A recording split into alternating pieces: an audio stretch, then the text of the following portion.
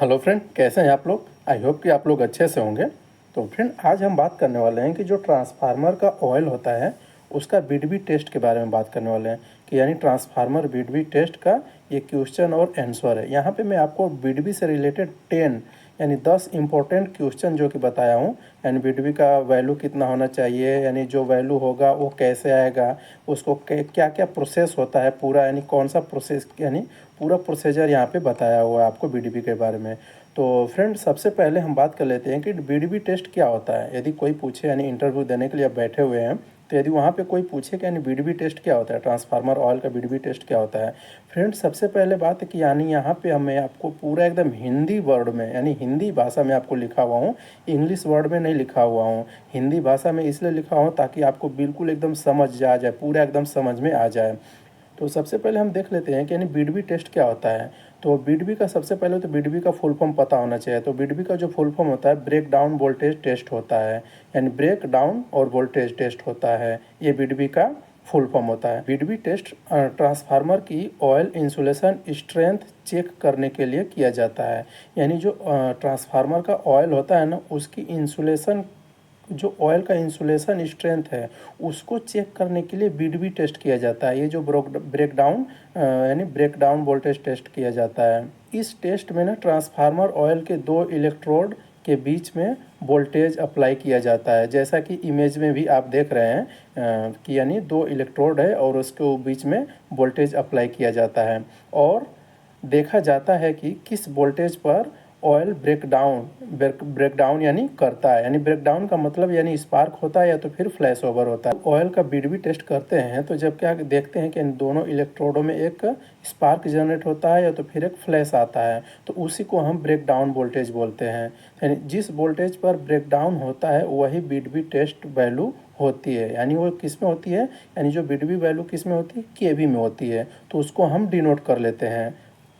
अगला क्वेश्चन है हमारा कि यानी बीडबी टेस्ट क्यों करते हैं।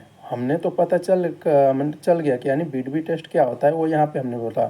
यदि अगला क्वेश्चन कोई पूछे कि बीडबी टेस्ट क्यों करते हैं, ये भी तो आपको जानना ज़रूरी है। तो बीडबी टेस्ट करने का मेन उद्देश्य होता है, जो ऑयल में मॉइस्चर होता है, डस्ट होता है, बहुत सारे एगिंग्स होते हैं, कंटामिनेशन होता है, यानी जितने भी कंटामिनेशन का पता लगाने के लिए हम बीडबी टेस्ट करते हैं।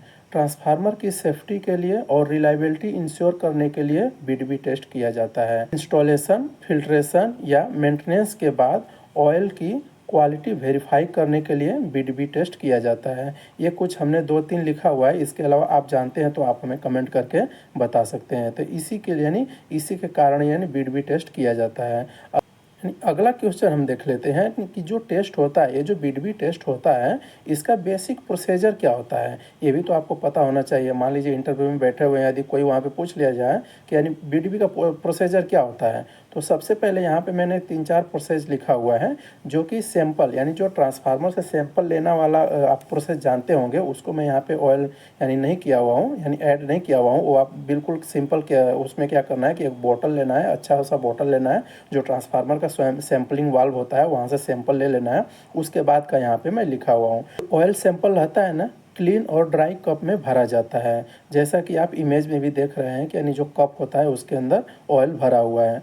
इलेक्ट्रोड गैप 2.5 mm ये स्टैंडर्ड रहता है। जो दोनों इलेक्ट्रोडों के बीच का गैप रहता है उसको, यानी उसके बीच का गैप 2.5 mm रहता है, ये आपको ध्यान रखना है। ये पूरा स्टैंडर्ड है। अभी मैं आपको आगे भी बताऊंगा कि यदि 2.5 ही क्यों रखते हैं, ये आपको बताऊंगा। यानी जो वोल्टेज होता है, वोल्टेज या तो वैरियक आता है, दो तरह से वोल्टेज इसमें दिया जाता है। एक ऑटोमेटिक मशीन आती है, एक वैरियक के थ्रू उसमें बढ़ाया जाता है। तो जो वोल्टेज होता है ना, 2 kV प्रति सेकेंड, 2 kV पर सेकेंड के रेट से बढ़ाया जाता है। यानी जो वैरियक वाला होता है या तो फिर ऑटो वाला रहता है, उसमें भी ऑटोमेटिक होता रहता है। जहाँ स्पार्क आता है, जैसा कि मैं आपको ऊपर बताया, जैसा कि आपको मैं ऊपर बताया कि जहाँ ब्रेक डाउन यानी स्पार्क या तो फ्लैश ओवर, यानी जहाँ पे स्पार्क आता है वोल्टेज नोट कर लिया जाता है, जो हमारा रीडिंग शो करता है। यानी एक डिस्प्ले देखे होंगे, उस डिस्प्ले पे चलता रहता है, वोल्टेज बढ़ता रहता है, और जहाँ पर एक रीडिंग पे यानी स्पार्क होगा, उस रीडिंग को हम क्या करेंगे, नोट कर लेंगे। जब स्पार्क होगा तो रीडिंग बढ़ना रुक जाएगा, तो उस रीडिंग को हम नोट कर लेते हैं। तो फिर आगे, यानी अगला हम 5वां नंबर है, आगे ऐसे ही 5 से 6 रीडिंग ली जाती है। और एवरेज वैल्यू फाइनल बिड भी मानी जाती है। ये कहने का मतलब ये है कि यानी 5 से 6 आपको अभी नहीं समझ में आ रहा होगा, आगे मैं प्रैक्टिकली एकदम एग्जाम्पल भी आपको दिखाऊंगा तो आपको समझ जाएगा। बहुत लोग क्या करते हैं कि एक रीडिंग ले लेते हैं, जो बिडबी का जो ट्रांसफार्मर ऑयल का मेन एक रीडिंग ले लेंगे और उसी को डिनोट यानी नोट डाउन कर लेंगे। ऐसा नहीं होता है। एक सैंपल का 5 से 6 मिनिमम 3 होना चाहिए, 3 से ज़्यादा रहे तो और अच्छी बात है। यानी एक सैंपल का 5 से 6 रीडिंग लिया जाता है और उसका एवरेज रीडिंग निकाला जाता है। ठीक है, आगे मैं आपको बताने वाला हूँ। अगला क्वेश्चन हम देख लेते हैं कि यानी एक प्रैक्टिकल एग्जाम्पल बता सकते हैं आप?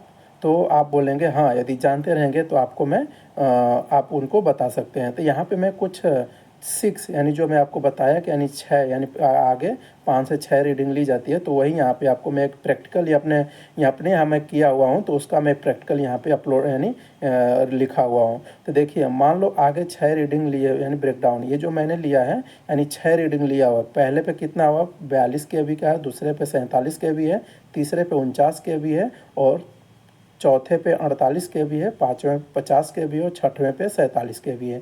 तो ये क्या करना है, ये जो रीडिंग है हमें 1 number 2 number 3 number 4 number 5 number 6 number in सबको एवरेज निकाला जाता है। यानी इन सब का एवरेज कैसे निकालते हैं? एवरेज निकालने के लिए जानते हैं यहाँ की एवरेज का यानी लास्ट 6 यानी इन सबको क्या करना पड़ता है, ऐड करना पड़ता है। एवरेज निकालने के लिए हमको ऐड करना पड़ता है। ऐड करेंगे और जितने हैं यानी 1 से लेकर 6 तक जितने को हम ऐड करेंगे और इसको डिवाइड कर देंगे 6 से। 6 से क्यों? क्योंकि 6 हमने रीडिंग लिया हुआ है। तो यानी देखिए, इसको हमने ऐड किया, इसको ऐड किया, इसको ऐड किया, इसको ऐड किया, तो इसको ऐड करके 600 जब 6 से डिवाइड करेंगे तो 47.16 ये KV आ जाएगा। तो ये आपकी फाइनल, ये जो लिखा है ना, इसको हम नहीं मानेंगे, इसको हम नहीं मानेंगे, इसको हम फाइनल बीडीबी वैल्यू मानेंगे। यानी इसको हमारी फाइनल बीडीबी वैल्यू ये आई है। तो यानी टोटल फाइनल वैल्यू कितनी आई है? 47.16 KV आया हुआ है। यहाँ पे मैं लिखा हुआ हूँ कि यही आपका फाइनल बीडीबी वैल्यू होगा, ये जो है। ठीक है, हम क्वेश्चन देख लेते हैं कि यानी स्टैंडर्ड वैल्यू क्या होता है। जो वीडबी वैल्यू का होता है ना, जो वीडबी का वैल्यू होता है वो स्टैंडर्ड क्या होता है।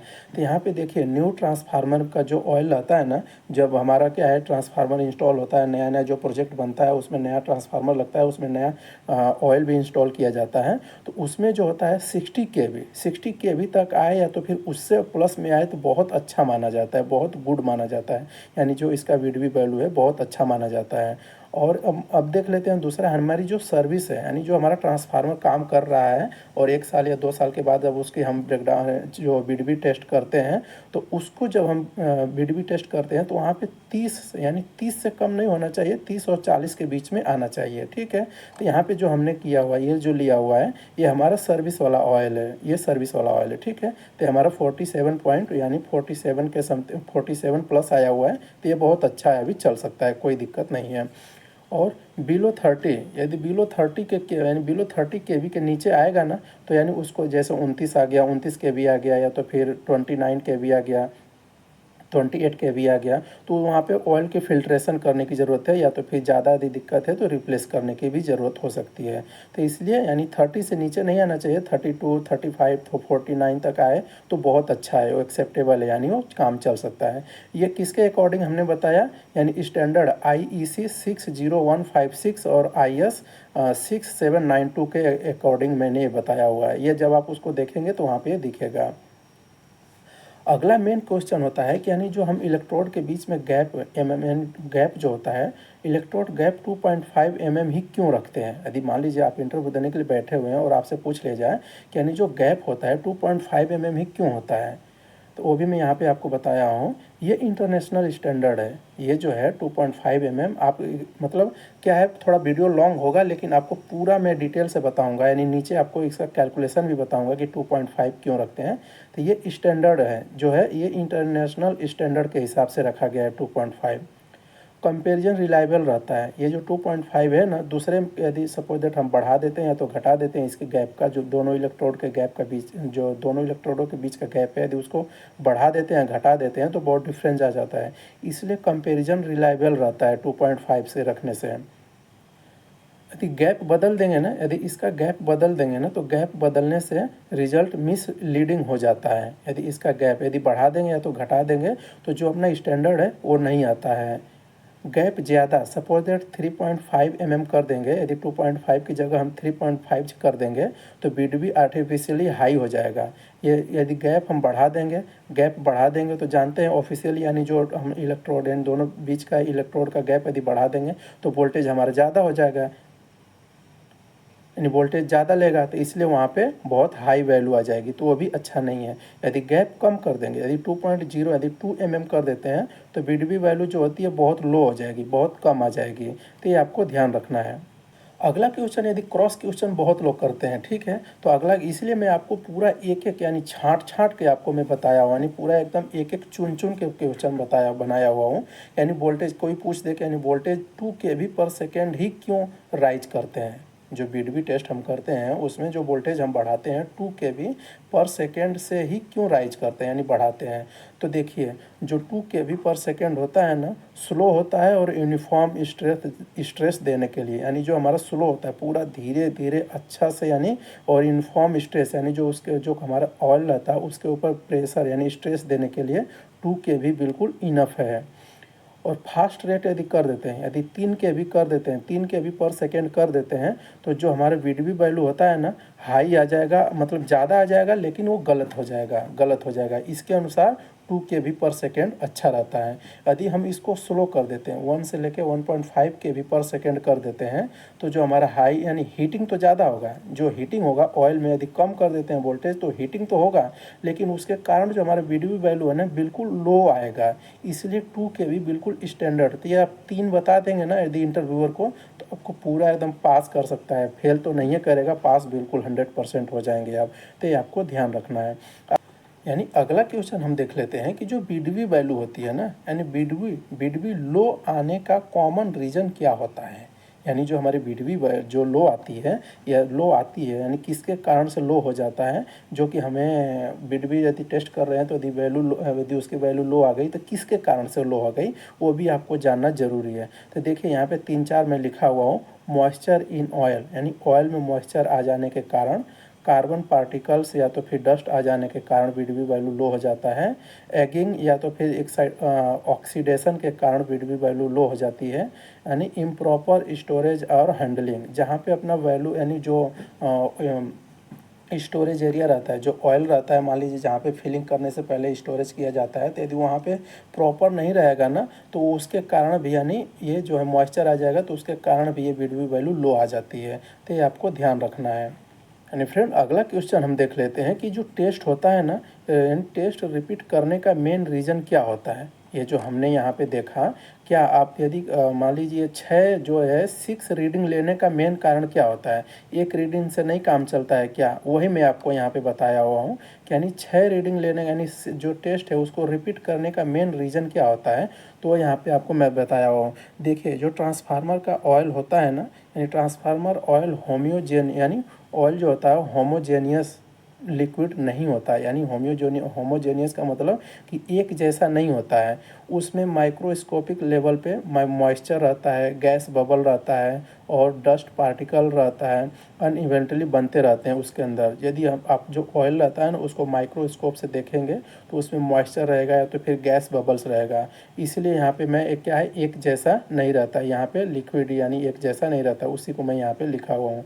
हर जगह ऑयल का डाइलेक्ट्रिक स्ट्रेंथ थोड़ा अलग अलग हो सकता है, जब आप उसको इससे देखेंगे ना तो हर जगह पे अलग अलग हो सकता है, उसी को यहाँ पे लिखा हुआ हूँ। इसलिए अगर हम सिर्फ एक रीडिंग लेते हैं, बिल्कुल मैं हिंदी में लिखा हुआ हूँ आपको ताकि बिल्कुल एकदम समझ में आए, एकदम माइंड में बैठे, यानी इसलिए अगर हम एक सिर्फ रीडिंग लेते हैं तो वो पूरे ऑयल बिहेवियर को रिप्रेजेंट नहीं करेगा, यदि हम एक लेते हैं तो इसलिए यानी पूरे ऑयल के बिहेवियर को प्रेजेंट नहीं कर पाएगा। रिपीट करने से हमको एवरेज स्ट्रेंथ मिलता है, यानी जो रिपीट करने से, यही मैं यहाँ पे लिखा हुआ हूँ, यानी 1 से लेकर 6 तक रीडिंग लिया हुआ हूँ, यही होता है। मिनिमम 3 तो लेना ही चाहिए, 6 यदि नहीं ले रहे हैं, 6 यदि नहीं ले रहे हैं तो मिनिमम 3 लेना ही चाहिए। तो ये होता है, यानी उसका यानी रिपीट करने का मतलब। अगला हम देख लेते हैं फ्रेंड कि यानी आपको मैं बताया कि इसका कैलकुलेशन कैसे करते हैं। यदि कोई पूछ दिया जाए, यदि इंटरव्यू में आप बैठे हुए हैं तो यदि पूछ दे कि यानी कैसे कैलकुलेट करते हैं इसको, बेसिक कैलकुलेशन है, बिल्कुल एकदम सिंपल है, आपको घबराना नहीं है, पूरा एकदम ध्यान से देखना है। वीडियो को 1 से 2 बार पॉज करके देखेंगे तो आपको पूरा एकदम समझ में आ जाएगा। तो देखिए कैलकुलेशन कैसे करते हैं। तो बेसिक रिलेशन इसका होता है, यानी इलेक्ट्रिक फील्ड का जो फॉर्मूला होता है ना, इसमें छोटा सा फॉर्मूला है, E बराबर E इक्वल टू V/D होता है। तो जो E होता है, ये जो E होता है ना, किसको डिनोट करता है, इलेक्ट्रिक फील्ड स्ट्रेंथ को डिनोट करता है ये। और इसकी जो यूनिट होती है किस में होती है, kV/mm में होती है। और जो V है वोल्ट है, जो अप्लाइड हमने 2 kV यहाँ पे जो अपना अप्लाइड कर रहे हैं, यहाँ पे जो 2 kV अप्लाइड कर रहे हैं, 2 kV हमने आपको बताया शुरू में, तो 2 kV जो अप्लाइड कर रहे हैं तो वो यहाँ पे है V जो अप्लाइड वोल्टेज। और जो D है, D क्या है, दोनों इलेक्ट्रोडों के बीच का गैप है। जैसा कि इमेज में भी आप देख रहे हैं कि दोनों इलेक्ट्रोड के बीच का जो गैप है ना, उसको D से डिनोट करते हैं। तो एक एग्जांपल कैलकुलेशन हम लेते हैं। अभी हमने बोला, यानी आपने बोला कि यानी जो वोल्टेज है 2 kV अप्लाई कर रहे हैं और जो गैप है 2.5 mm का गैप है, तो इसकी स्ट्रेस आपको पता करनी है, जो है इसकी स्ट्रेस आपको पता करनी है। तो E बराबर फॉर्मूला क्या होता है यहाँ पे, E बराबर जो फॉर्मूला होता है V/D होता है। तो वही मैं यहाँ पे रखा हुआ हूँ कि देखिए हमने 2 kV अप्लाई किया, ये जो वोल्टेज है 2 kV अप्लाई किया और गैप है 2.5 mm। तो इसका जब आप डिवाइड करेंगे तो 0.8 kV/mm आएगा। ये स्टैंडर्ड है, यानी ये पूरा स्टैंडर्ड है, ये आपको ध्यान रखना है। अगर आप गैप बढ़ा देते हैं, अगर आप गैप बढ़ा के 3.5 mm कर देते हैं तो क्या होगा। मान लीजिए ये जो गैप है, यदि कोई पूछे कि गैप बढ़ा देंगे तो क्या हो जाएगा, तो यदि अगर गैप आप बढ़ा देते हैं, यानी बढ़ाकर तो 3.5 mm कर देंगे तो क्या हो जाएगा। देखिए फॉर्मूला वही है सेम, यानी 2 kV वोल्टेज 2 kV सेम ही है और 3.5 आपने गैप कर दिया, तो जब इसको डिवाइड करेंगे तो 0.57 kV/mm आएगा, जो कि इससे कम है, इससे कम है, यानी ये जो पहले वाले से है इससे कम है, यानी 0.57 kV/mm आएगा। लेस तो है लेकिन बिट भी बहुत हाई आएगा, जब इसके जो वही मैं आगे बताया था, यानी बिट भी वैल्यू बहुत हाई आएगा। अगर आपके माइंड में ये सवाल चल रहा होगा कि इसका गैप कम कर देंगे तो क्या हो जाएगा। अगर गैप कम कर दिया जाए, यानी 1.5 mm कर देंगे, यही गैप यदि जो 2.5 को यदि घटा के 1.5 कर देंगे तो क्या होगा। देखिए फॉर्मूला सेम है, यानी E बराबर वोल्टेज सेम है, यानी 2 डिवाइड बाई 1.5 करेंगे तो ये जो है 1.33 kV/mm आएगा, जो कि इससे बहुत ज़्यादा है, इससे बहुत ज़्यादा है mm। यानी यहाँ ज़्यादा तो है लेकिन बीडीबी वैल्यू बहुत लो आएगी, बहुत लो होगा, ठीक है। तो इसीलिए आपको 2.5 जो है बिल्कुल स्टैंडर्ड यानी बनाया गया है, इसलिए रिजल्ट रिलायबल नहीं माना जाता है। ये जो रिजल्ट आएगा रिलायबल, ये दोनों का रिलायबल नहीं है, ये स्टैंडर्ड को फॉलो किया जाता है। तो यही कारण है फ्रेंड कि यानी ये 2.5 एकदम किया जाता है। तो फ्रेंड ये 10 क्वेश्चन मैंने आपको बीडीबी टेस्ट से बताया। यदि फ्रेंड आपको यदि हमारा वीडियो अच्छा लगा हो तो हमारे चैनल को सब्सक्राइब कर दीजिए, लाइक कर दीजिए और दोस्तों के साथ शेयर कर दीजिए।